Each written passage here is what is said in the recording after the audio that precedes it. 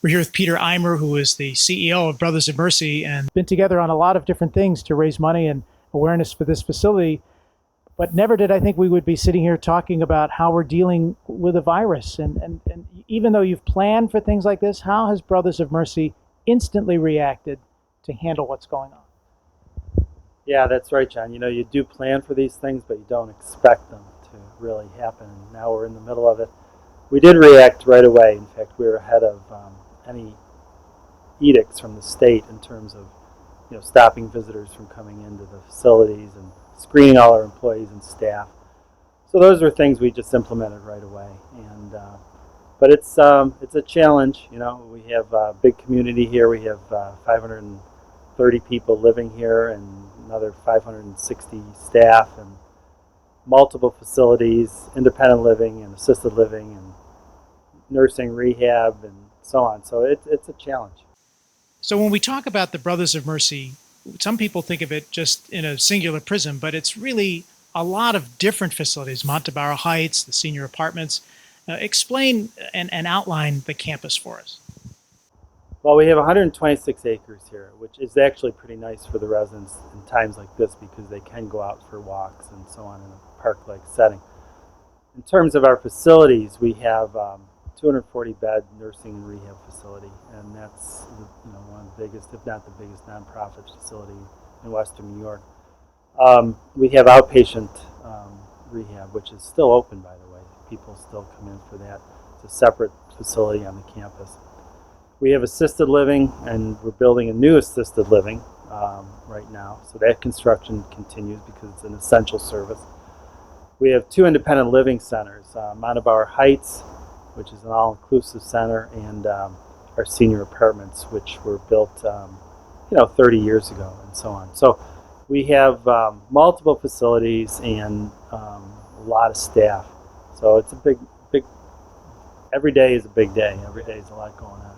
Well, and let's go to Montebarra Heights, because I understand that family members who are caregivers can gain entrance.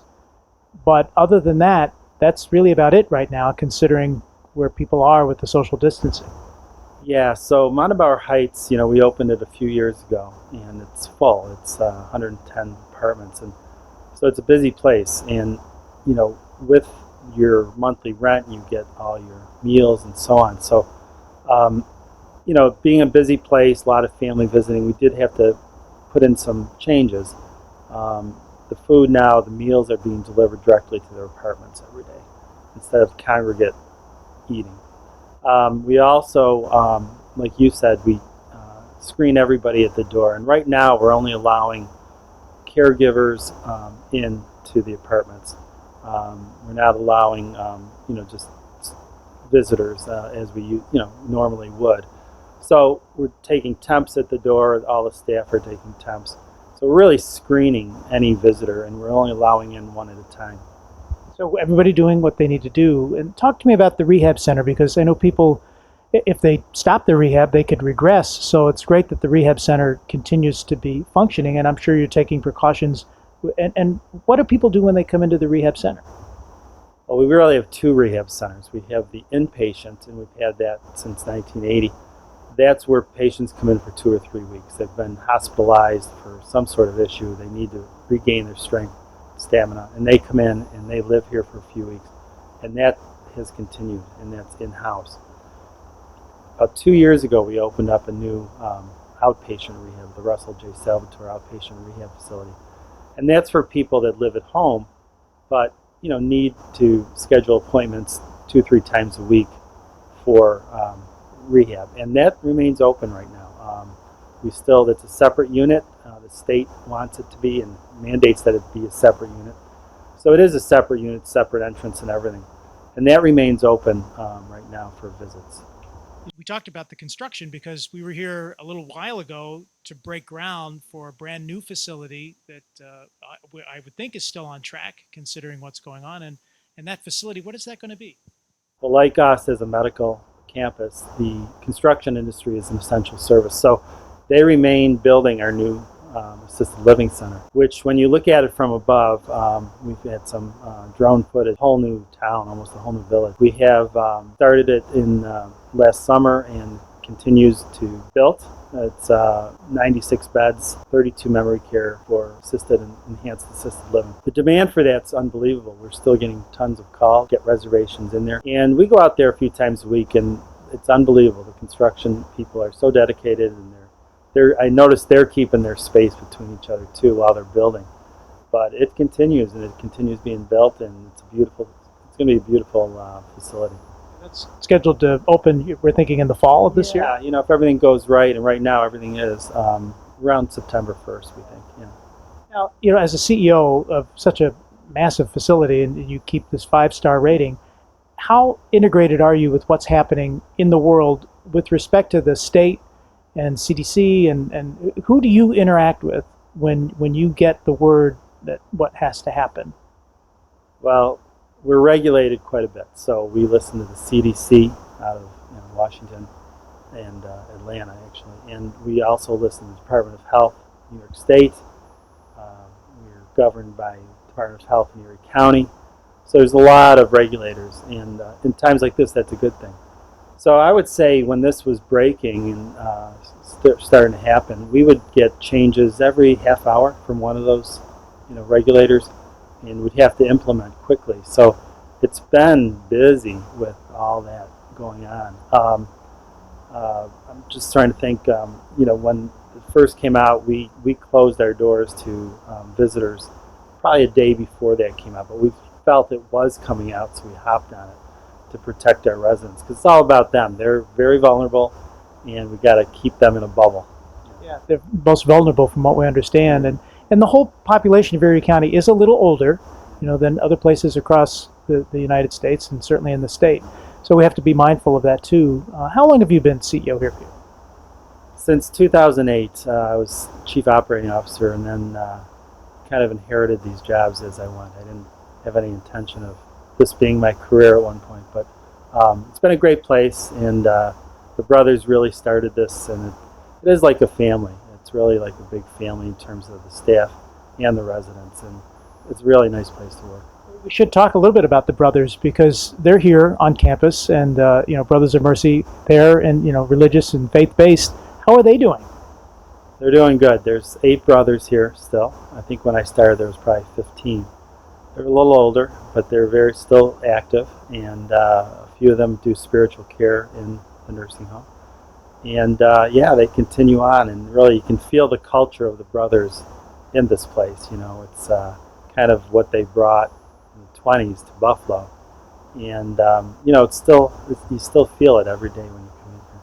Well, long journey ahead with this, and we'll see how it goes. Where can people find out more information about Brothers of Mercy, not only based on what is happening with their loved ones here, but if they want to help? Yeah, go to our website, www.brothersofmercy.org.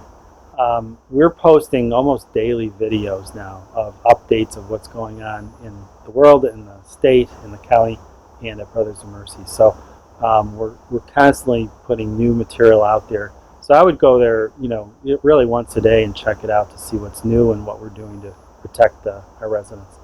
We all hope that this passes soon and wish for the best. Thanks, Peter, for all you do here, and your excellent team, that are with you day in and day out. Yeah, thanks, John. Nicole Eckert de Santiago, Director of Nursing here at Brothers of Mercy. Thanks for joining us. Very unique circumstances, and tell us what you're doing, what your team is doing to keep everybody here at Brothers of Mercy safe and healthy. Well, at Brothers of Mercy, we've been working very hard, the facility, the campus as a whole, to implement the regulations and the guidelines that have been set forth by the CDC, the Department of Health, and CMS. Those guidelines and regulations are in place to protect our residents, which are the most vulnerable population, as much as possible. One of the protocols that we've implemented is a visitor restriction policy, which has been set forth to protect our visitors from any possible transmission of the COVID-19 virus from the outside. There are a couple exceptions to that visitor restriction policy, which is end-of-life situations, as well as significant changes in conditions of our residents. In addition to that, we screen all of our staff every single shift. When they come on, they're screened for COVID-19 symptoms, they have their temperatures taken, they wear masks. Our residents are also screened frequently for the same symptoms, and their temperatures are taken as well. Our in-service department has been working very, very hard. They have been re-educating the staff about infection control policies and procedures, specifically donning and doffing equipment, personal protective equipment, and reminding the staff and training the staff to be hypervigilant to any minor changes in condition with our residents. So as you navigate through, we're known here at Brothers of Mercy for a 5-star, service and care, and this, what you're just explaining, is really an example of that, to make sure that everything is, not only following the mandates, but doing, above and beyond. You have a very dedicated team, I'm sure, that are here working with the folks that are on campus. Yes, we absolutely do. We are very blessed. And to be honest with you, the Brothers of Mercy culture has not had to change too much, because our culture is based on family. We have numerous long-term employees that have been at our facility for easily over 10 years. So I think that speaks for itself as well in regards to our family environment. Our staff have really come together during this. They're working hard. They're working long hours, extra hours. They're providing companionship with our residents. They are keeping them comfortable. They're talking to them. They are reassuring them that things are okay, and we do have policies and procedures in place to protect them. And with that, you mentioned family, Brothers of Mercy's family, and you're helping the patients here connect with their family through technology. We were just talking a little bit before we roll our video that, you're using that. So share maybe some stories of that, or how that's kind of working to brighten people's spirits. Right, so our activity department has a whole bunch of iPads, and we are using those to Skype or use any social media platform, Skype, Facebook, FaceTime, to their loved ones. And we do this 7 days a week, any time of the day. We grab the iPods and we do that for those residents. In addition to that, we broadcast a lot of our entertainment. So our entertainers that obviously are not allowed to come to our facility at this point in time, they do virtual entertainment, and we broadcast that on our Brothers of Mercy TV channel, as well as our church services, our prayers. We also do that over our channels. So we're coming together in a time that no one would have expected a few weeks ago, that we would be, doing this right now. Well, you've been a nurse here for how long, Nicole? I've been here for over 3 years. It takes a very dedicated person to be a nurse. What motivated you to want to help others? I think what really motivated me to help others is I'm a former Peace Corps volunteer, and I used to work overseas, small town, helped a lot of people, and I think that's what really led me into nursing. Good luck to you, and give our best to all the patients here at Brothers of Mercy, and tell them to watch WBBZ every once in a while too, in addition to the entertainers. Okay. Will do. Thank you. Thank you, Nicole. Thanks to John DeShulo and the fine people at the Brothers of Mercy. And when we come back, we're going to check with Kate Glazer and see what she's doing with Hope Rises, a great website. Stay tuned. Interesting discussion. We'll be right back.